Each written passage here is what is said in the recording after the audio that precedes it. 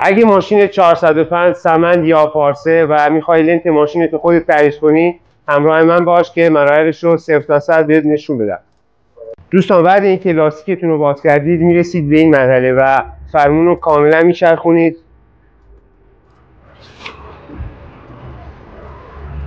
سوکت رو جدا میکنیم.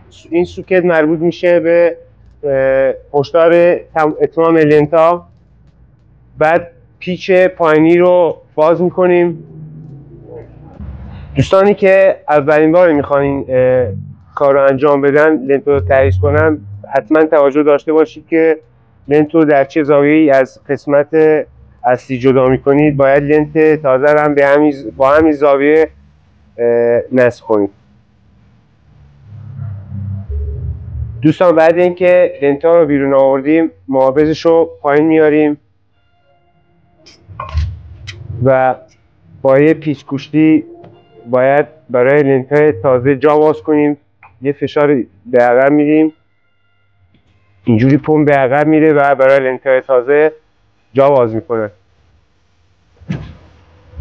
دوستان ما اینجا اورینگمون یکم خوش بود و میباید روغنکاری بشه و برای لنت هایی که تازه میخوایم جا بذاریم یکم بیشتر جا باز بشه. ما در کانالمون کلی آموزش فنی و باز و بست خدات رو با شما به اشتراک گذاشتیم. برای دیدن آموزش بهتر و کاملتر با ما همراه باشید. دوستان ما اینجا لنت ها رو سر جاش قرار میدیم طوری که کامل و به طور دقیق سر جای خودشون بشینن.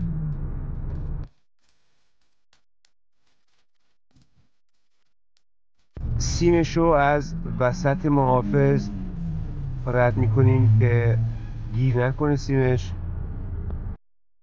دوستان اون فنرهایی که روی لنت قرار گرفته رو باید مرتب جایی بچینیم، طوری بچینیم که محافظ لنت ها رو قفل کنه.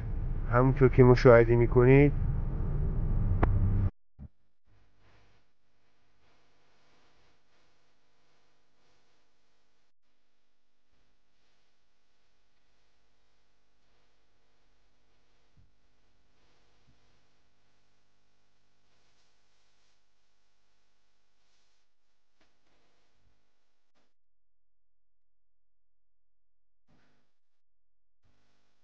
دوستان به این شکل باید فنرها یا همون خاری که روی لنت ها نصبه باید سر جاش قرار بگیره که مرتب بسته بشه.